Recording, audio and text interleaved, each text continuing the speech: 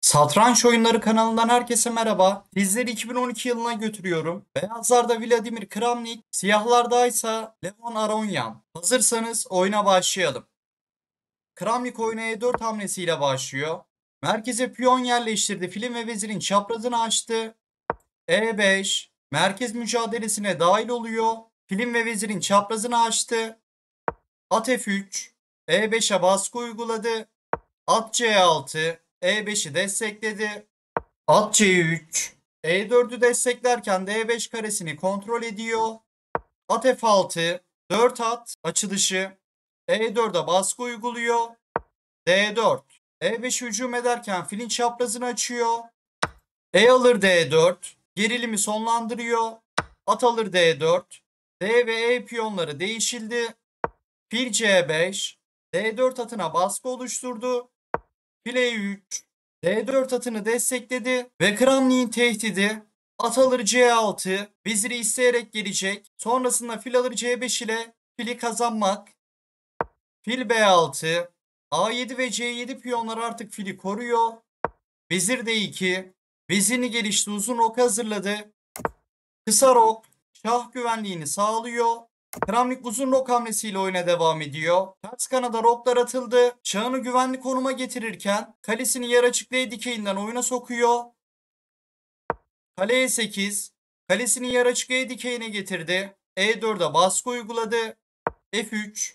E4'ü korudu ve G4 sürüşünü destekledi. D5. Doğru zamanda D5'i sürüyor. E4'e hücum ederken filin çaprazını açtı. Bu konumda D5 sürülmeseydi beyazlar çok üstün kalacaktı. Kramnik fil C4 ile D5'in kontrolünü artırabilirdi ya da D4 atını açıp vezir ve kale ile D5'i kontrol edebilirdi. E4 piyonu sayesinde beyazlar alan avantajıyla oynardı. Siyahlar da D5 yapamadığı için D6 gibi pasif bir hamle yapmak zorunda kalacaktı. E alır D5, gerilimi sonlandırdı.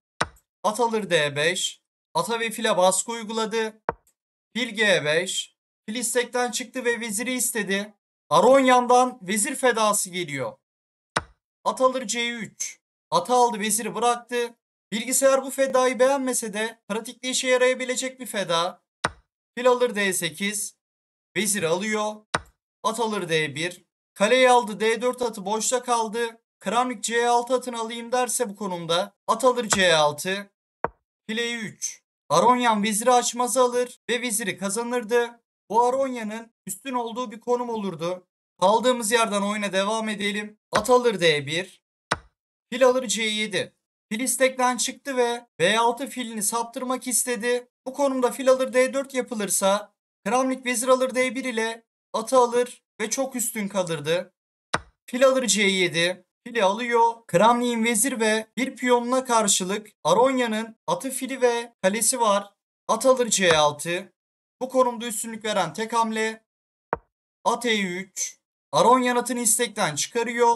Bu konumda Kramnik C6'daki atını istekten çıkarmaya çalışırsa Aronya'nın fil F4 ile başlayan güçlü bir saldırısı olur. Kramnik'ten mükemmel bir at fedası geliyor.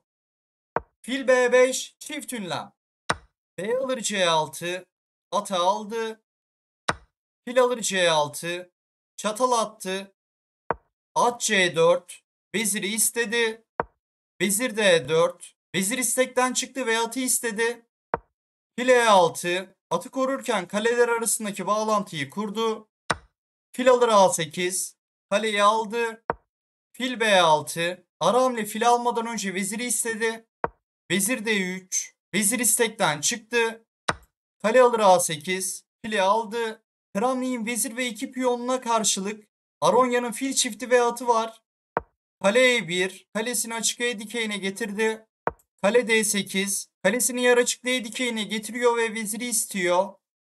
Vezir E4. Vezir istekten çıktı. G5. Şahı için hava deliği açarken şah kanadından alan kazanıyor.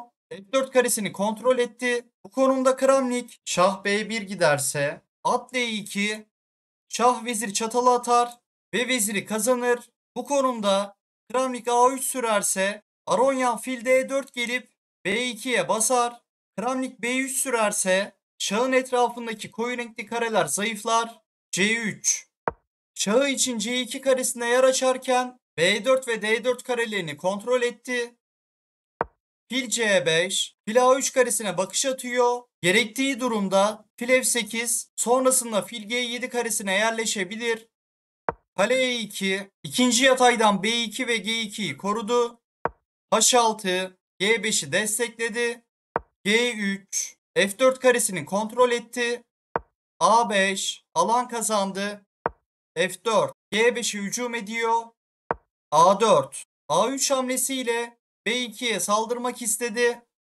F5, fili istedi. Fil D5, fil istekten çıktı, veziri istedi. Vezir D3, vezir istekten çıkarken fili açmaz aldı.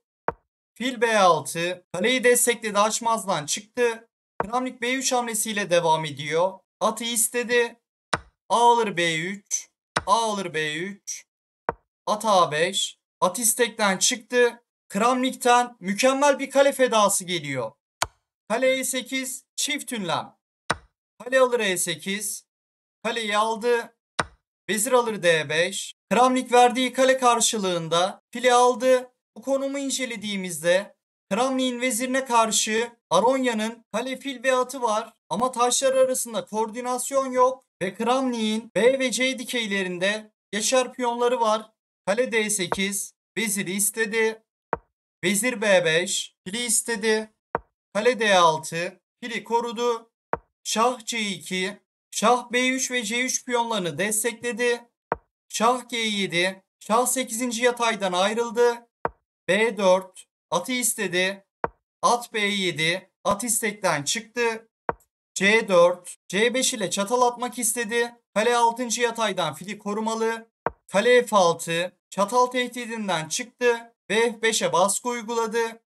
G4, F5'i destekledi. Kramnik C5 ile fili isteyecek. Fil kaçarsa at boşta kalacak. At D8, C5, fili istedi. Fil C7, fil istekten çıktı, H2'ye baskı uyguladı. Vezir D7, çatal atıyor atı ve fili istedi. At C6, fili bıraktı. B4'e yüklendi. Vezir alır C7 de kazançtı. Ama Kramnik konumdaki en güçlü hamleyi yapıyor. B5, atı istedi. At A7, at istekten çıktı. Vezir alır C7, Kramnik fili aldı. At alır B5, B5'i aldı, veziri istedi. Vezir E5, Kramnik kaleyi açmaza aldı. Aronya'nın şahı kalesinin savunmasına bağlı. Kale açmazda olduğu için hareket edemiyor. F7 ve G5 piyonunun önü kapalı. H5 yapılırsa G alır, H5 var. Bu konumda Aronya'nın sadece atı hareket edebiliyor. At A7, C6 karesini kontrol etti. Kramnik Şah D3 geliyor ve Aronyan oyunu terk ediyor. Kramnik Şahı ile geçer piyonunu destekleyecek, vezir terfi edecek. Aronya'nın yapabileceği bir şey yok. Analizi beğendiyseniz videoyu beğenip kanala abone olabilirsiniz. Sonraki videoda görüşmek üzere.